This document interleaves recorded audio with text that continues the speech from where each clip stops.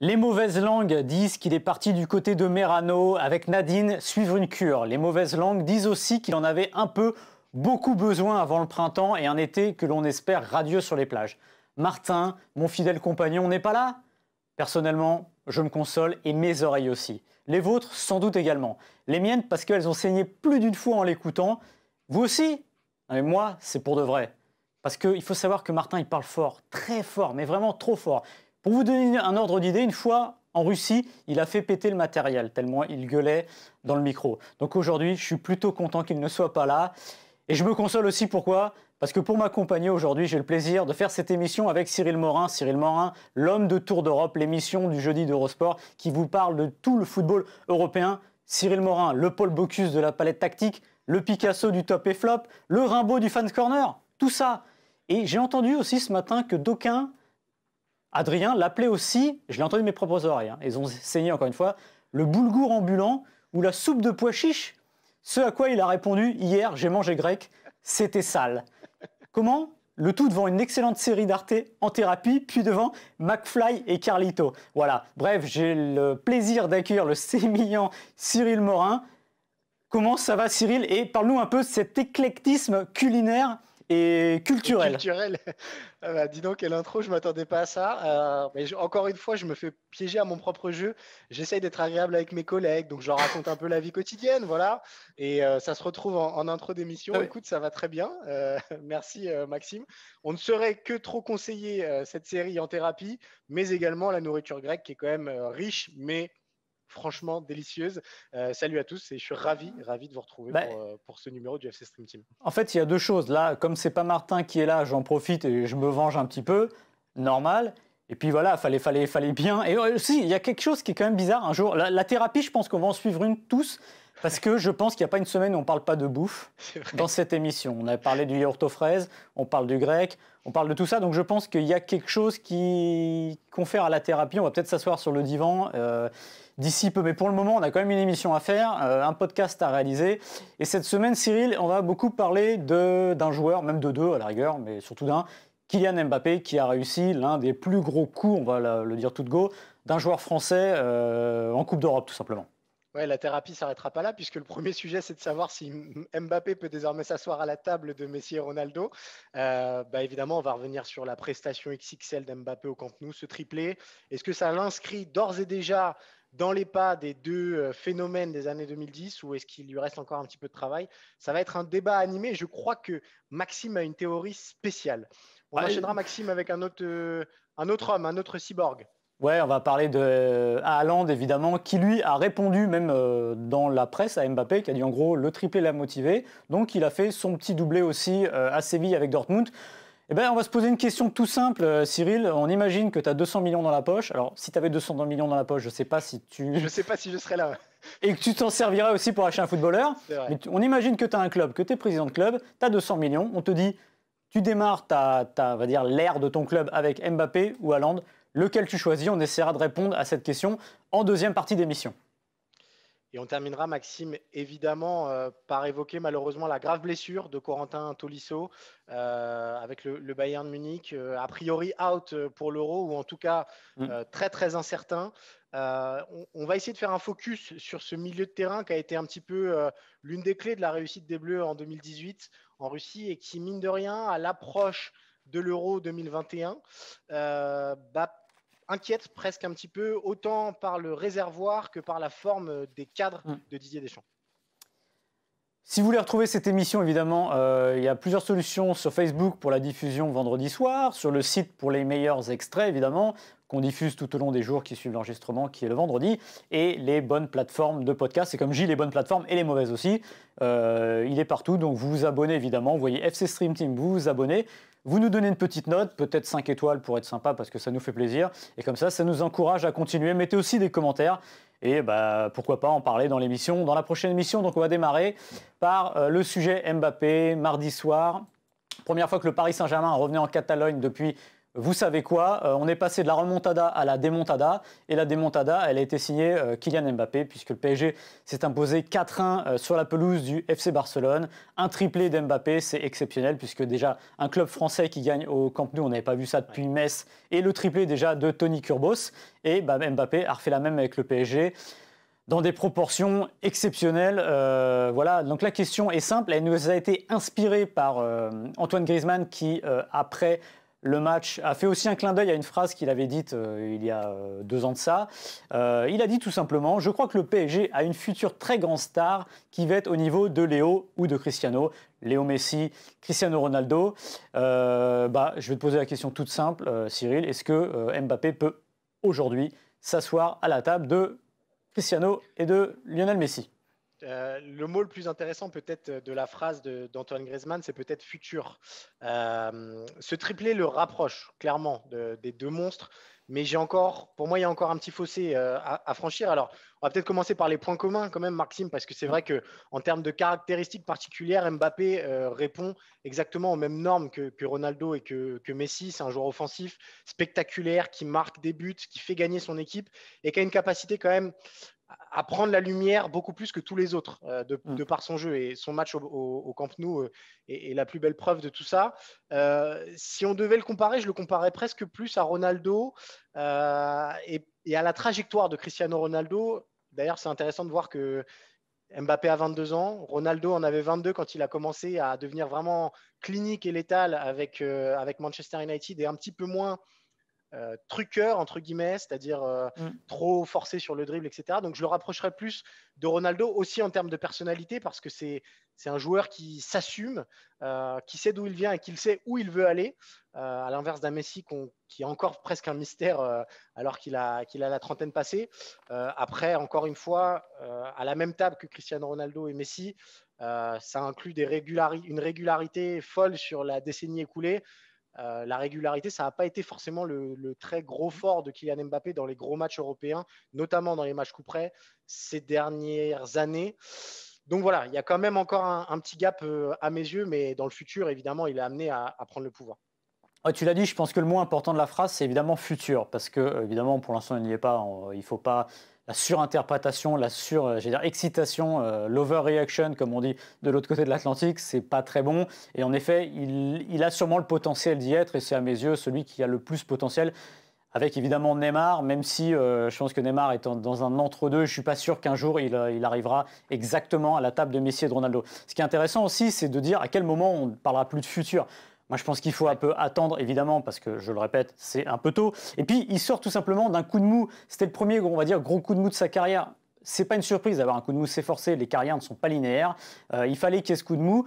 Et ce qui est intéressant, je trouve, au-delà de ça, c'est que finalement, il est sorti de sa coquille au moment le plus opportun. Et au moment, finalement, il se retrouvait, entre guillemets, tout seul. Alors évidemment, le PSG a fait une partie collective de très haute volée, mais comme par hasard, il n'y avait pas Neymar. Et finalement, les responsabilités qu'il réclamait, il les a prises lui-même parce qu'il y avait finalement peut-être personne pour les prendre.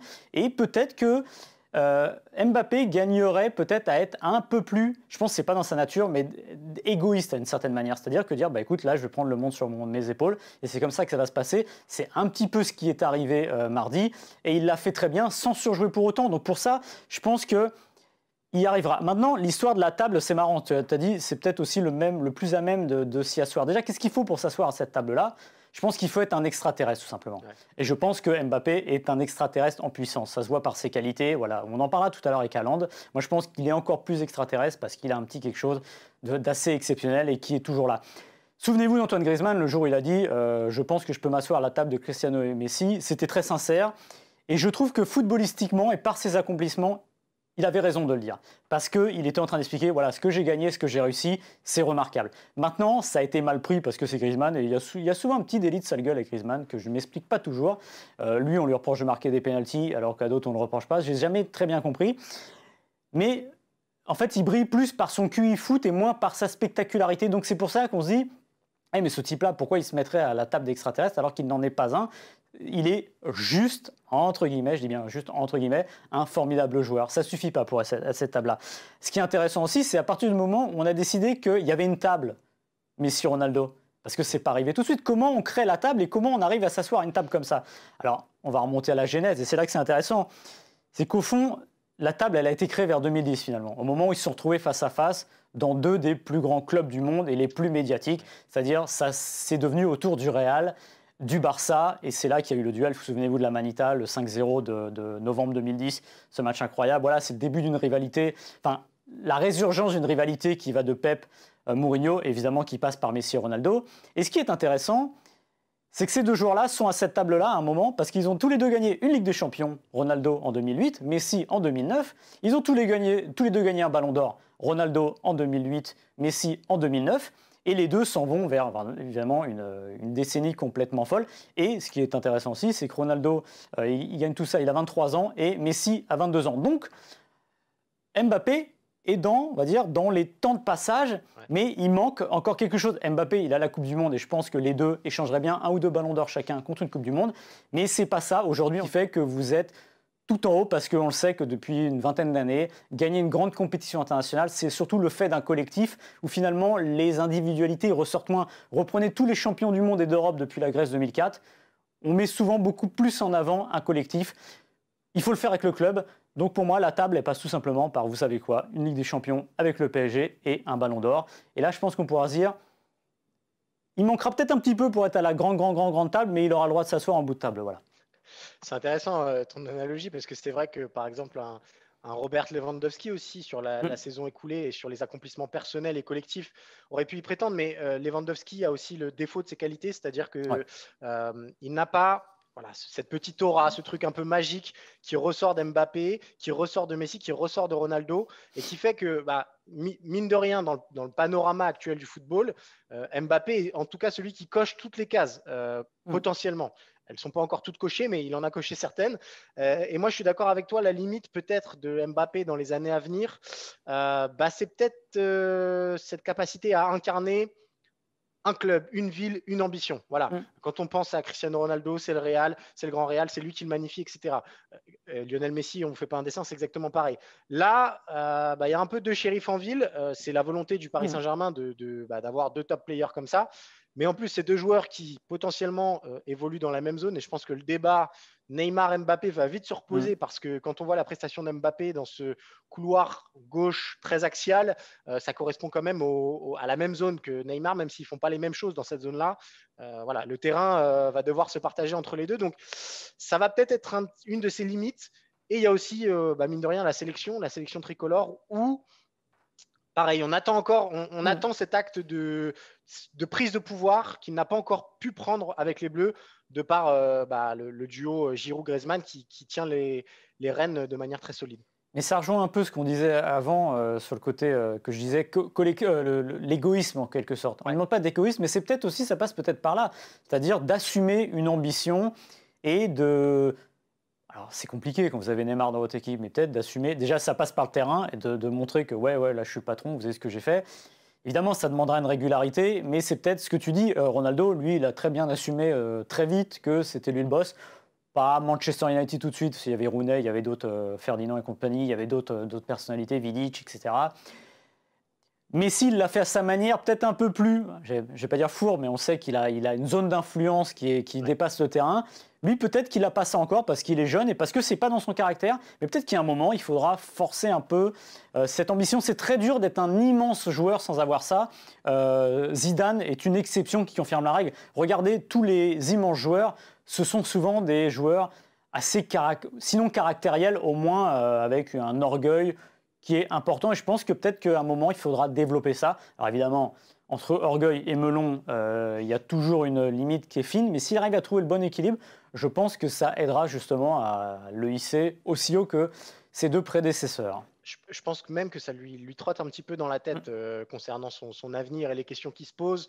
Parce qu'en fait, il y a aussi le projet sportif du Paris Saint-Germain, il est lisible sur les années qui viennent. C'est compter sur les deux individualités fortes derrière Messi et Ronaldo et d'autres. Mais donc, dans les années qui viennent, entre guillemets, Neymar et Mbappé, il y a une garantie, si ce n'est de résultat, en tout cas de chance d'arriver à quelque chose de loin. Mais individuellement, ça peut réduire son influence. Alors que, on parle du Real Madrid parce que c'est lui le favori pour l'accueillir si d'aventure il quittait le Paris Saint-Germain.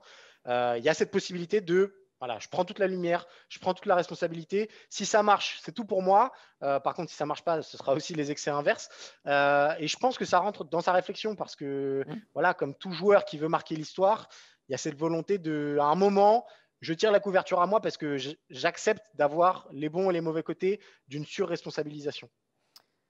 À la table de Messi et Ronaldo, il n'y a que 2 places pour l'instant. On aimerait bien qu'il y en ait une troisième. Il y en a un autre qui ne le dit pas clairement. Enfin, d'ailleurs, Mbappé ne l'a pas dit, c'est Griezmann qui l'a dit pour lui. Mais il y en a un quatrième qui pourrait peut-être un jour s'y asseoir aussi. Et on a quand même l'impression, ce qui est marrant cette semaine-là, c'est qu'on s'est retrouvé avec 2 genoux, 20 et 22, qui crèvent l'écran, Haaland et Mbappé. Et les deux vieux, entre guillemets, les 2 très grands, qui peut-être vont commencer à décliner, ne serait-ce que collectivement. Et peut-être que cette semaine marquera, on le saura évidemment, déjà une forme de transition. Et nous, on a envie de se poser la question, déjà, est-ce que c'est le duel du futur? Et au-delà de ça, si c'est le duel du futur, est-ce que, tout simplement, si vous étiez le boss d'un club, quel est le franchise player, comme on dit en NBA par exemple, ou en NFL, que vous iriez chercher? Vous avez 200 millions, vous avez 11 joueurs sur le terrain, vous avez une star ultime à mettre. Laquelle choisissez-vous entre Mbappé et Haaland? On va vous répondre. Et tout seigneur, tout honneur. Cyril? Question difficile. J'ai envie de dire que ça dépend du besoin. À mes yeux, ça dépend si on met le curseur sur le projet collectif au long terme ou sur le joueur qui vous fait passer dans une autre dimension. Je m'explique. Un tacticien va très bien pouvoir… Voilà, par exemple, on prend le Bayern Munich de Flick. Peut-être que ce dont ils ont le plus besoin pour continuer à régner dans les années à venir, c'est plutôt un Haaland, c'est-à-dire un joueur qui va magnifier la machine collective et être le bout de chaîne parfait pour prendre la succession de Lewandowski et continuer un petit peu cet héritage-là du numéro 9 qui, chaque saison, vous garantit sa trentaine de buts. Mais si vous êtes beaucoup d'autres clubs, quand même, je pense que Kylian Mbappé répond beaucoup plus au contour d'un franchise player, puisque c'est la définition. Parce que Mbappé, c'est autre chose. C'est aussi cet aspect spectaculaire, ce dribble, ce côté clutch. C'est un peu l'idée du mec qui, au moment de faire le panier à 3 points, il ne va pas se dérober et ce sera à lui qu'on va donner le ballon, si on continue la comparaison avec la NBA. Et puis, mine de rien, malheureusement pour Haaland, le narratif autour de Kylian Mbappé, il est beaucoup plus vendeur. Voilà, c'est le spectacle, c'est le dribble, c'est la vitesse, c'est l'histoire du gamin qui a pris des photos avec Cristiano Ronaldo, qu'avait Cristiano Ronaldo en poster dans sa chambre. Voilà, il y a quelque chose du ressort de la grande histoire, entre guillemets, qui contourne Mbappé, qu'on a encore un petit peu du mal à voir du côté de Haaland, qui ressemble à un bon client peut-être dans les années à venir dans le média parce que c'est un vrai personnage, mais voilà, si on parle de franchise player avec tout ce que ça implique, je pense que Mbappé répond beaucoup plus aux caractéristiques. Et tu dis que c'est un bon client, la preuve, c'est que c'est lui qui nous a un peu inspiré le sujet en disant Mbappé a mis un triplé, ça m'a motivé. Et là, on est vraiment, alors c'est une parenthèse, mais dans l'américanisation aussi du sport par les médias, c'est-à-dire que les stars qui se répondent par micro interposé, c'est un truc qui n'existe pas, qui n'existait pas. On n'a jamais vu déjà Messi, Ronaldo. Il n'y a pas d'interaction. Les grands joueurs du passé. Sinon, pour se dire des choses sympas, vous savez que Zidane et Ronaldo s'aimaient bien, mais ils jouaient dans le même club. Mais Platini n'a jamais répondu à Maradona en direct, des trucs comme ça, alors qu'ils jouaient dans le même championnat. Et c'est vrai que c'est une petite différence. Moi, si je devais choisir aujourd'hui, si tu me donnes 200 millions, moi, je n'hésite pas. Franchement, je prends Mbappé. Alors, ne dites pas qu'on est cocardier, cocorico, etc. C'est un Français. Non, tout simplement. Moi, j'ai l'impression, quand je vois…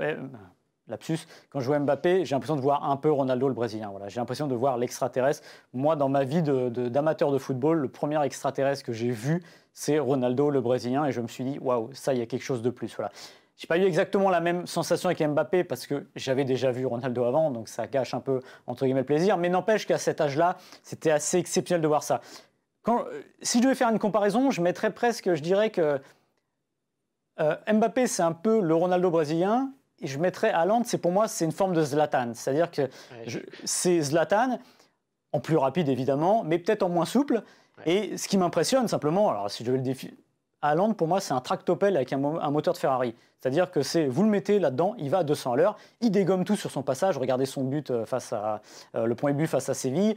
Ça va tout droit, ça va vite, et quand il faut mettre le pied, on y va aussi. C'est ça qui est exceptionnel. Voilà. Mais je pense que malgré les difficultés de Mbappé, qu'on surestime aussi, qu'on a vu parce qu'on est en France, je pense qu'il est toujours un peu un ton au-dessus, parce qu'on va parler du sportif, mais c'est pas ce que je préfère, l'économique, mais pareil, si vous voulez monter une équipe, si vous voulez rentrer dans vos sous, il vaut mieux avoir Mbappé parce qu'il est français, parce que c'est une grande nation du foot. Voilà. Le malheur, entre guillemets, d'Haaland, c'est d'être norvégien. La Norvège, hormis de 94 à 2000, avec 3 grosses compétitions, Torrent, Dreyfus et compagnie, il n'y a rien. Il y a une Coupe du Monde, je crois, c'est 38. Et puis après, depuis 20 ans, il n'y a rien. Donc c'est très compliqué d'exister aussi. Et exister en grande compétition, c'est aussi donner la preuve que Mbappé a donné, qu'on est paré au très, très, très, très, très haut niveau. Aujourd'hui, Haaland, il évolue dans un environnement qui est quand même plus apaisé que celui de Mbappé. C'est-à-dire que je pense que la pression médiatique est un peu moins forte à Dortmund, même si le championnat, pour moi, est plus dense en Bundesliga et d'un plus haut niveau qu'en France. Donc, c'est peut-être que c'est équilibre. Mais maintenant, moi, j'attends justement de voir Haaland à un hyper haut niveau. C'est la juste petite réserve que j'aurai aujourd'hui. Moi, Mbappé, je l'ai vu en Coupe du Monde. Donc, je vois à peu près ce qu'il peut donner, même si ce n'est pas comme le Paris Saint-Germain. C'est plus là-dessus. Donc, à l'instant T, moi, je dirais sur Mbappé, parce que je pense qu'on a vraiment potentiellement un extraterrestre. Et je le dis, c'est pas... Vous me posez la question avant mardi, je vous donne exactement la même réponse. Voilà. C'est intéressant parce que là, c'est beaucoup de rationnel, mais il y a aussi quelque chose qu'on oublie parfois dans nos analyses, c'est l'émotionnel, c'est ce que dégage un joueur. Haaland, c'est exceptionnel parce qu'il a ce côté robotique, mécanique. C'est dur à dire, mais il y a presque une fatalité. C'est-à-dire qu'on le voit sur un terrain, OK, il va marquer. Mbappé, il y a presque aussi cette fatalité, même si elle est peut-être un petit peu moins régulière. Mais il y a un truc en plus voilà, qu'est-ce qu'il va nous inventer? Qu'est-ce qu'il va faire? Qui est-ce qu'il va mettre au supplice? Il y a quelque chose de plus romantique, c'est peut-être pas le terme, mais d'incertain qui rend la chose un peu plus jolie, entre guillemets. Et malheureusement pour Haaland, ça, il risque de le payer toute sa carrière. Ça a beau être un fantastique scoreur. Parfois, le foot, c'est aussi des actions. Voilà. Moi, je me souviens plus, par exemple, de France-Argentine de Mbappé. Je me souviens plus de sa course pour obtenir un penalty que du reste. Donc, voilà. Peut-être que ça aussi, ça va jouer dans la carrière d'Haaland, enfin, en tout cas, dans la comparaison entre les deux, qu'on n'espère pas aussi intense que Messi-Ronaldo, qu'on a souvent mis en opposition un peu trop frontalement. Après, ça serait bon signe pour les deux joueurs. Oui, c'est vrai. Et est-ce que tu as vu Rocky 4 ? Non, désolé, Maxime. Eh ben, il y en a un, c'est Rocky Balboa, et l'autre, c'est Ivan Drago. Voilà. Tu regarderas Rocky 4, tu comprendras pourquoi. Voilà. C'est comme tu dis, c'est un entre guillemets, un monstre de talent, mais il y a ce côté robotique qui est presque implacable, voilà, tout simplement. Ouais, ça, et vous avez d'ailleurs sorti des petites stats de comparaison des deux joueurs. Avec leur but en Ligue des Champions depuis le début de la saison dernière. Alors ça, c'était pour reparler de la table, la fameuse table Messi-Ronaldo. Vous voyez, on parlait d'une possible transition. C'est intéressant de voir que Messi-Ronaldo n'ont mis que 15 buts depuis la saison dernière. Mbappé, Haaland, 28. Voilà. Donc, on n'en est pas encore à tirer des plans sur la comète, mais de toute façon, ça viendra un jour. Et aujourd'hui, c'est peut-être ces deux-là, évidemment, qui sont mieux placés pour succéder aux deux monstres que sont Messi et Ronaldo. Je pense qu'on a été complet sur Mbappé, sur Haaland. Maxime, je te propose de terminer cette émission avec un coup dur, mine de rien, celui connu par Corentin Tolisso, qui est décidément pas verni depuis qu'il a rejoint le Bayern de Munich. Gravement blessé ce vendredi avec le Bayern. Une absence qu'on estime entre 3 et 6 mois. L'Euro semble très, très, très incertain. On sait qu'il s'était déjà gravement blessé avec le Bayern. On a voulu prendre le cas de Tolisso pour agrandir un petit peu le débat sur le milieu de terrain en équipe de France. On se souvient que la paire Kanté-Pogba, accompagné de Matuidi, ailier gauche, mais même de Tolisso, qui avait joué contre l'Uruguay, si je ne m'abuse, dans cette position-là, avait été une des clés du succès français à la Russie. Même les entrées de Nzonzi avaient été plutôt satisfaisantes. À quelques mois de l'Euro 2021, disons qu'on n'est plus aussi serein sur ce secteur de jeu-là, Maxime. Non, et comme tu dis, Tolisso, voilà, 3 et 6 mois. Si c'est 3 mois, c'est au moment de la liste Didier Deschamps, c'est même après la liste. Donc autant dire que c'est pas possible. Voilà. Tout simplement, je ne pense pas que Deschamps prendra un joueur qui n'a pas une seule minute de temps de jeu dans les jambes. faut rappeler que Tolisso, il est champion du monde. Tolisso, il faisait partie de cette équipe qui a démarré la Coupe du Monde aussi contre l'Australie. Il n'avait pas été très bon, il n'avait pas saisi sa chance, mais on l'avait revu contre l'Uruguay. Et finalement, moi, ce que j'avais retenu de la Coupe du Monde, alors il y a ce qu'il y a sur le terrain et il y a à côté, je me souviens de lui qui était venu en conférence de presse après le premier match, à dire que bah oui, j'ai pas été bon, j'ai pas saisi ma chance. Et finalement, ça dit aussi la valeur d'un joueur comme ça dans un groupe, c'est-à-dire qu'il reconnaissait qu'il n'avait pas été très bon, il ne se braquait pas, il se remettait en cause. Et a priori, dans le groupe, c'est plutôt un bon camarade. Donc, c'est ça que l'équipe de France risque de perdre aussi. Maintenant, on peut élargir au milieu de terrain. On s'était amusé, comme on le fait très souvent, ça s'appelle un marronnier en journalisme, au mois de novembre dernier, après le dernier match des Bleus, à faire une liste des 23 Bleus qui nous semblaient bien partants. Le milieu de terrain, on n'avait pas trop de doutes. Je vais vous redonner les 6 noms qu'on avait donnés. On avait donné Pogba, Kanté, parce que Pogba, Kanté. Rabiot, parce que Rabiot, et notamment son match au Portugal, comme tu l'as dit, la position de Matuidi pendant la Coupe du Monde. Camavinga, parce que Camavinga était en train d'exploser complètement. Il y avait évidemment Tolisso, parce que c'est un super couteau suisse. Et en 6e, on avait mis Nzonzi. Pourquoi ? Parce qu'on s'était mis un peu dans la tête de Deschamps. On s'est dit, pas sûr qu'ils prennent le risque. Et en plus, Nzonzi, Camavinga, il y avait du sens. Et derrière, on avait qui ? On avait Sissoko, Ndombele et potentiellement, évidemment, Aouar. Voilà. Mais Aouar était un peu plus dans le creux à ce moment-là. Ouais. Aujourd'hui, ce qu'on voit, c'est que Pogba est blessé, Kanté est revenu de blessure. On va voir, d'ailleurs, on vous a sorti tous les noms des joueurs qui sont potentiellement à l'Euro et voir que c'est des situations physiques qui sont un peu aléatoires. Mais ça ressemble quand même un peu à ce qu'on avait déjà l'année dernière. Ouais, parce que l'homme de base, c'est évidemment Paul Pogba qui continue, mine de rien, d'inquiéter. Alors, il a connu en fait une nouvelle saison tronquée. Elle est moins blanche, entre guillemets, que la saison passée. Son début d'année 2021 a notamment été très bon avec Manchester United. Mais là, la blessure, elle arrive un peu au pire moment parce que c'est aussi dans ces moments-là qu'on remonte en gamme physiquement, qu'on arrive plus ou moins à son pic de forme. Et donc, ça peut être inquiétant pour Paul Pogba. On se rappelle quand même, moi, je continue à penser que Paul Pogba a été, si ce n'est peut-être le joueur le plus déterminant, entre guillemets, dans le titre de 2018 par sa capacité à savoir tout faire au milieu de terrain et à marquer des buts aussi. Il ne faut pas oublier qu'en finale, son but est primordial. Donc voilà, Pogba, Tolisso, out. Pogba dans une forme très incertaine. Tolisso, out. Ça fait déjà 2 hommes importants absents ou en tout cas en grande difficulté actuellement. Ce qui est presque inquiétant, Maxime, c'est que voilà, les gens qui étaient censés toquer à la porte derrière, les joueurs, à savoir, je pense à Aouar ou Camavinga, qui étaient pour nous peut-être les 2 plus grosses évidences, ils ont du mal à confirmer cette saison. Camavinga notamment, qui avait fait très très forte impression à l'automne avec les Bleus, on sent que voilà, il se heurte un petit peu au mur de la fameuse saison de confirmation. Et on sent aussi, physiquement, il est un petit peu plus émoussé. On parle quand même d'un gamin de 18 ans qui a joué plus de 60 matchs depuis l'été dernier. Donc, fatalement, ça ressort à un moment dans ses performances. Ouais, voilà, et c'est comme tu dis, il tape le mur, c'est normal. C'est un début de carrière, on le dit à chaque fois. Il ne faut jamais sous-estimer l'importance d'une première sélection, d'arriver dans ce monde-là. Non pas qu'il ait pris la grosse tête ou quoi que ce soit, lui, je pense qu'il est plus ou moins à l'abri de ça. Ouais. Mais c'est que ça change une vie, vous avez de nouvelles responsabilités. Il ne faut pas oublier qu'il est hyper jeune aussi, c'est surtout ça aussi. Voilà. Maintenant, ce qu'il y a, c'est que Pogba, sauf accident, il sera à l'Euro. Ouais. Pogba, je ne me fais pas trop de soucis, parce que comme tu l'as dit, la version équipe de France, ça reste la meilleure version de Pogba possible. Jeu beaucoup plus simplifié. Contre l'Australie, il est sur le 2e but aussi, donc il est hyper important. Et je ne me fais pas trop de soucis. Maintenant, c'est vrai que les choix de Didier Deschamps, on va peut-être les voir les joueurs que l'on a, ils sont un peu réduits parce que justement...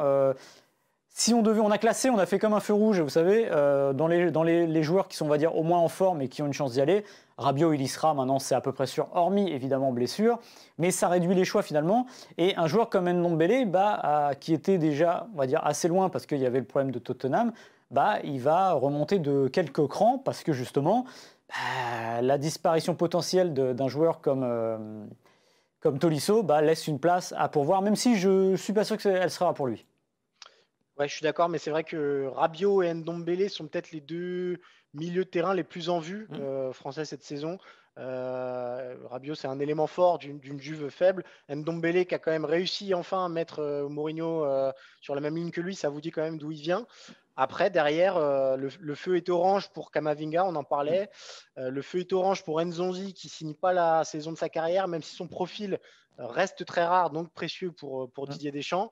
Et voilà, il y a un homme, moi, qui, à titre personnel, me déçoit beaucoup cette saison, c'est Oussama Aouar, parce que après son Final 8 brillant, voilà, il devait prendre un petit peu le pouvoir à Lyon. Il devrait être le leader derrière Memphis Depay.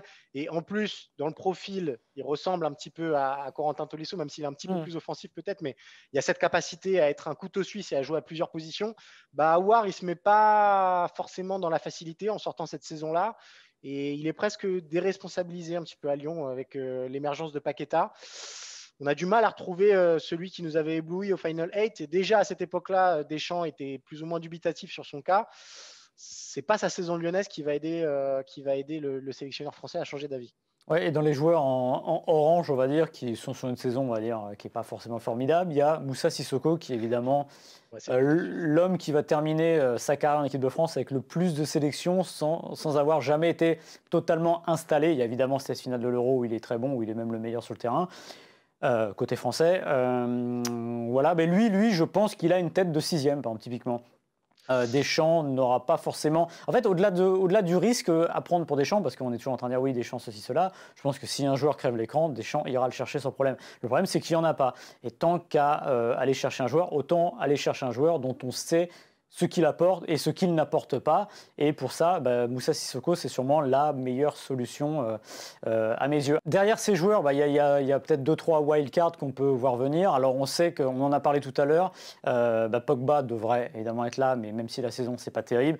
Et pour Tolisso, on le met dans le rouge parce que lui, a priori, ce sera pas bon du tout. Et il y en a un dernier qu'il ne faut pas oublier. Pourquoi ? Parce que la jurisprudence Deschamps dit que loin des yeux, c'est pas forcément loin du cœur. 2015, André-Pierre Gignac s'en va au Mexique. 2015, tout le monde raille son choix. 2015, tout le monde dit qu'il est parti, qu'il s'est enterré pour l'équipe de France. 2016, il est à l'Euro parce qu'il y avait besoin de lui. Donc je ne serais pas forcément complètement étonné que s'il y a besoin, on revoit un certain Blaise Matuidi, parce qu'avec Blaise Matuidi, on sait ce qu'on a. Et je pense que pour Didier Deschamps, c'est très important. Donc autant... Sur la fin de l'année dernière, je me disais, c'est bon, il l'a oublié, entre guillemets, il le laisse jouer à Miami, ça sera compliqué. Je ne serais plus aussi catégorique parce que, justement, il y a des incertitudes. Et Blaise Matuidi, dans cet océan d'incertitudes, c'est quand même une grosse certitude. Ouais, je suis d'accord avec toi, Maxime. On avait eu ce débat avec Martin à l'époque où il avait rejoint la MLS. Et effectivement, les listes de Deschamps après donnaient raison à Martin qui disait que ça ressemblait quand même à une fin d'aventure pour Matuidi. À mesure que les absences peuvent s'ajouter, on n'espère pas pour les Bleus, mais on sait qu'une année comme ça, surtout post-Covid, ça peut faire des dégâts et on n'est peut-être pas au bout de nos peines pour ce milieu de terrain-là. Peut-être que Deschamps préférera, plutôt que de faire un pari XXL en prenant un 5e joueur un peu inattendu, Deschamps, ce sera plutôt quelqu'un à aller chercher, c'est exactement ce que tu dis, ce qu'il connaît, ce que ça lui a apporté par le passé. Et Matuidi, c'est aussi cette garantie de polyvalence qui peut plaire à Didier Deschamps. Alors, ce ne sera plus forcément pour jouer le rôle qu'il avait en 2018 et même a priori impossible, mais dans un groupe, par son expérience aussi, il peut apporter beaucoup et aider Deschamps à ne pas choisir, entre guillemets, un choix qu'il mettrait un petit peu en porte-à-faux. Ouais, et puis en plus, c'est pas parce que toujours la tarte à la crème du conservatisme de Deschamps, c'est pas vrai. Parce qu'il faut quand même rappeler qu'il est champion du monde avec le 2e effectif, champion du monde le plus jeune de l'histoire. Donc c'est pas rien. Le fameux match contre l'Australie où il décide de mettre en pointe Dembélé et compagnie. Donc il n'a pas peur de changer, mais il ne changera pas pour changer. C'est-à-dire qu'entre un joueur dont il n'est pas complètement sûr et Matuidi, même avec le défaut, entre guillemets, de jouer en MLS et à Miami, je pense qu'il ira... Parce qu'il y a quelque chose de très intéressant, je me suis penché tout à l'heure sur les effectifs. Il faut savoir qu'en général, quand vous êtes champion du monde ou champion d'Europe, 2 ans plus tard, votre équipe ressemble à 80%, 90% à ce qu'elle a été. Les Bleus de 98 jusqu'à 2000, il y a 22 joueurs. 18 qui reviennent et ceux qui s'imposent, c'est les joueurs de devant comme Anelka parce que c'est des mecs qui crèvent l'écran. Les Espagnols, pendant quasiment 6 ans, ils ont gardé les mêmes quasiment. Je crois que c'était en 2014, c'est la compétition de trop, ils arrivent à 15 joueurs qui étaient, je crois, champions du monde ou peut-être champions d'Europe. Mais en tout cas, c'est pour dire l'ossature. Et bien là, si on se penche aujourd'hui sur les 23 champions du monde de l'équipe de France, alors que c'était déjà une équipe très jeune, potentiellement, les Bleus iraient à l'Euro, avec 11, 12 ou 13 seulement champions du monde. Et je peux vous dire que c'est exceptionnel d'avoir un tel renouvellement. Alors c'est une bonne chose d'un côté, ça veut dire que ça pousse derrière, qu'il y a Kamavinga et compagnie, mais ça veut dire aussi qu'il faut à revoir les plans et faire rentrer d'autres joueurs. Donc c'est autant une bonne nouvelle du réservoir français qu'une mauvaise nouvelle de dire on n'a pas réussi à continuer avec cela. Donc voilà, c'est pour ça que si Deschamps doit partir avec 11 champions du monde, je pense qu'il ne prendra pas forcément un gros risque derrière parce qu'il y a certaines certitudes du très haut niveau. La liste, pour info, c'est dans à peu près 2 mois et demi, ce sera vers le 15 mai, et on saura. Vaste débat d'ici là. On devrait, à mon avis, ça devrait être des sujets assez récurrents de la Stream Team dans les semaines qui viennent. D'ailleurs, je rajoute un truc, tu as dit tout à l'heure, Martin, à l'époque, tu étais en train de me dire un peu que Martin a souvent raison à l'instant présent, mais un peu plus tard, il a tort. Si j'ai bien compris. Je n'ai pas dit ça comme ça, mais chacun l'interprétera. Ça veut dire qu'il s'emballerait un peu des moments avant la peau de l'ours. En tout cas, la liste de Deschamps après notre débat lui avait donné raison, et il faut savoir reconnaître ces choses-là parfois. Tu sais que je l'ai déjà aussi entendu avoir raison à l'instant présent. Non, avoir tort à l'instant présent et avoir raison après, mais revenir en arrière, tu vois. C'est un mec très complexe, voilà. Voilà, Maxime, je pense qu'on a fait le tour de cette émission complète. On souhaite un bon traitement à Merano, à Martin, c'est ça, Maxime ? Là, il va revenir, mais il en pleine forme. Il a déjà perdu 12 kilos, là. Il est affûté comme possible, il est sec. Masse graisseuse, il est à 5%, il paraît. Alors, si vous voulez du off, Martin nous a envoyé une photo de lui avec un gros burger ce midi. J'ai un doute quand même sur l'efficacité du traitement à Merano. Non, il paraît que c'était végétarien. Ah ouais, d'accord. Moi, j'ai pas vu le steak dedans. Voilà, merci beaucoup de nous avoir suivis dans ce nouveau numéro du FC Stream Team. FC Stream Team, évidemment, à retrouver sur toutes les bonnes plateformes d'écoute, Spotify, Acast. Vous nous notez, vous partagez, on agrandit la communauté. Vous pouvez retrouver aussi cette émission sur Facebook. Et les meilleurs extraits, et il y en a, Dieu sait qu'il y en a, sur le site d'Eurosport tout au long du week-end. Merci beaucoup, Maxime.